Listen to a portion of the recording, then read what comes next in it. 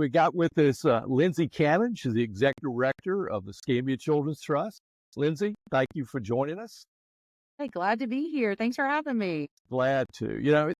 On Tuesday, y'all had a board meeting. I know there is a box of kittens at the trust, and it's the out-of-school school programs. It's the largest one grant request that y'all have out there.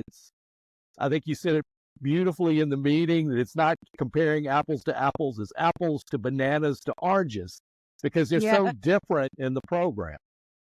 They are.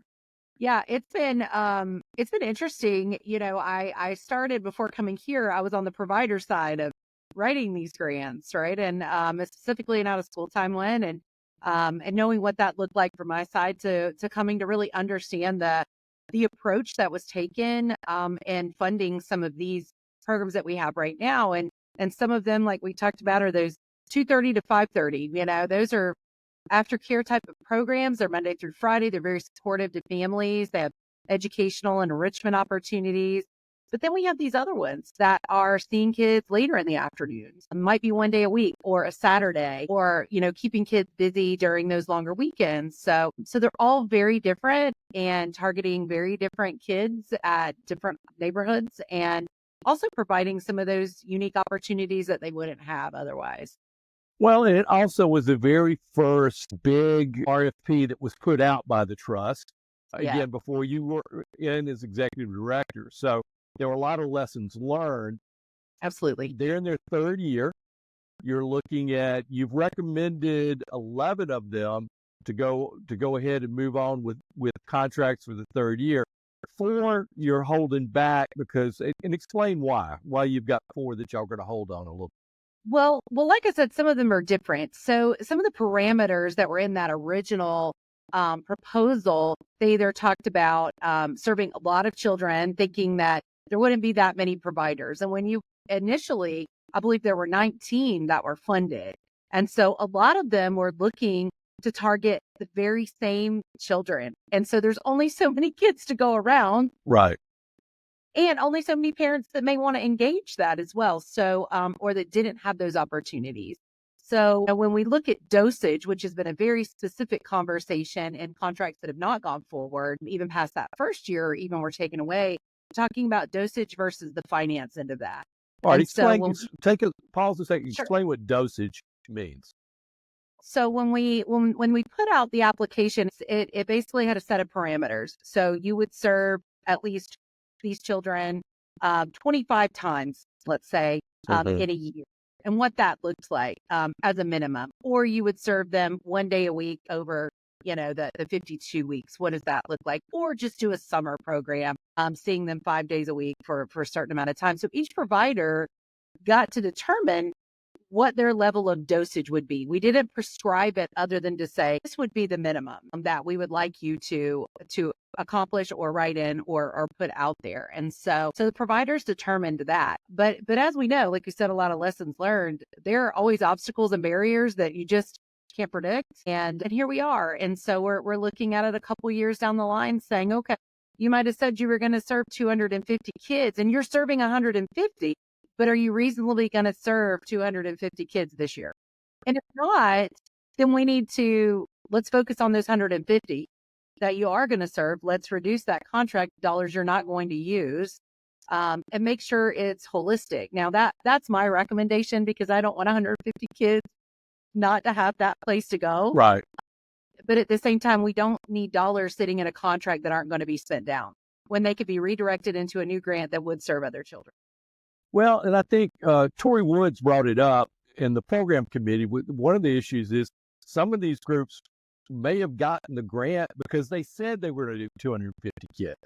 And if they had said 150, there's still 150 kids that have been helped, but maybe there was somebody else that would have been higher on the list, which is that unfair component to some of this. Yeah, and I think really, as they stepped out there and did that, I mean, they beat up the review. If you remember right, Rick, because I was part of that.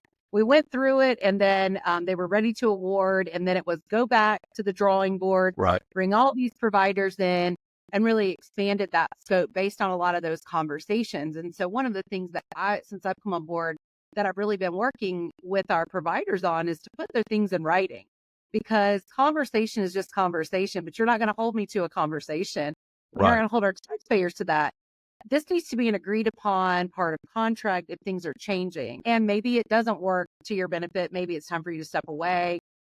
Or maybe you can just do it at a smaller level. But that's really up to the program committee to decide. So we really started bringing those things back in. If you need to do a change of scope, you need to relook at your budget.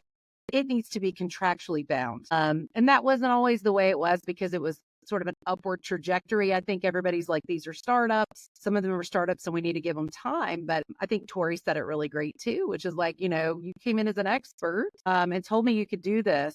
And so we need to see you do it. And so that's where we're at right now. Is we have 11 that are doing it. And everyone's serving children and doing a good job. And they're not necessarily drawing down all of their dollars either. It corresponds. But what do we need to look at? Do we need to right size some of these programs, or let them go? And that's really kind of where we're at, having those conversations with our providers. What's reasonable here? Yeah, when I was on the city council in Gulf Breeze ages ago, but you always, and I've served on boards, and the problem that can happen on a board is whatever's in front of you is what you look at, without saying, okay, if that money wasn't spent here, is there a better program, or is there another need we could fit? You can get trapped just looking at what's in front of you and not really see a bigger picture. Do you see that happening some? Well, not necessarily. I think there's been a real focus on, if I'm understanding the question right, Rick, but I think there's been a real focus on, are we getting the bang for our buck? What's the cost per participant? Because that was Right. not something that was set before. It wasn't like we got the grant, out and it said $1,500 max per kid per year. That's all you can do. It was never like that. And so when you start looking at cost per participant, it really depends on what they're providing. Some of these programs are more expensive. I mean, they just are. And some are not. Some are like, hey, we've got all facility taken care of for us. We've got that. So it doesn't cost as much. So I think that that's really where we start looking at. You said you were going to serve 200 kids.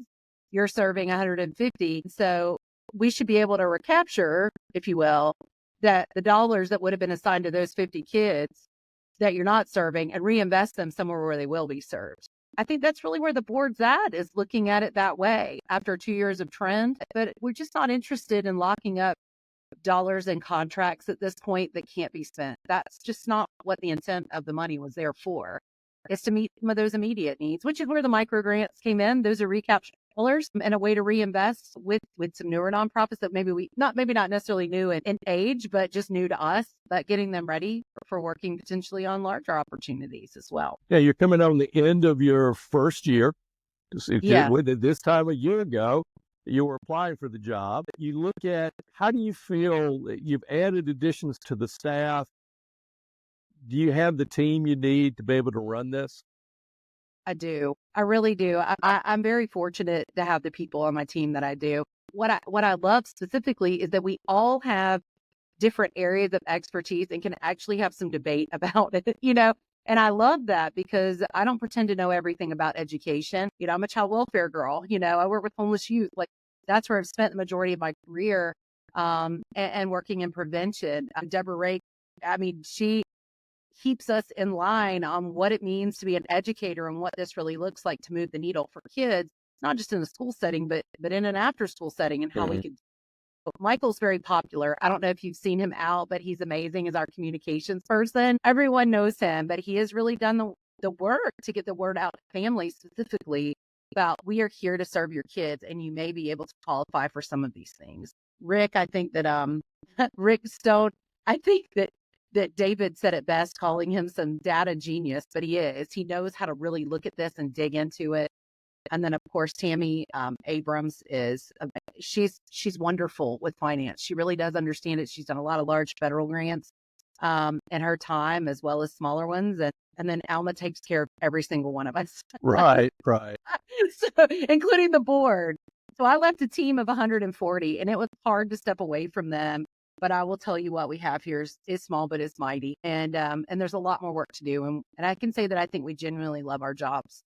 So going into the next year, what can we expect from the trust in 2025? So what we're looking at, of course, is our micro grants. We've got about 300,000 that we've set aside to do that. So we'll launch that in January timeframe to get that out there to the community to start applying, and having some of those Zoom sessions, Rick, where they can come in and ask questions and what does this look like? We're also meeting with a lot of other new organizations that are coming in that probably need some support around getting going. We have something called Candid, which is a foundation directory. It's an amazing software, and we have this whole room set up for nonprofits, not just ones that we fund, but throughout the community that can come in and look up opportunities for funding, but also working with the ones we're contracted with to help them along that way too, because there needs to be a mix of funding for survivability. And I think most people in nonprofit that have been around for a while know you can't depend on one funding source to do what you do. You can't.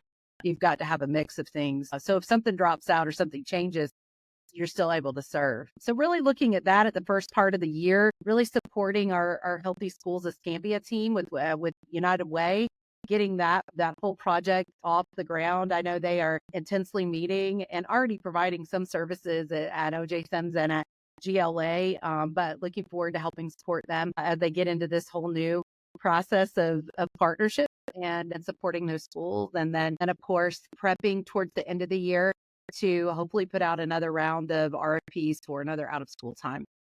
So that's just what I know now. I'm sure there will be a million things come up between there, but that's where we're at right now. Oh, great. Well, Lindsey, thank you so much for doing this. We'll do it more often, but that's awesome. I love it. I enjoy doing the program committees. It really sort of gives me a view of what's going on. And I think the more transparency, the better.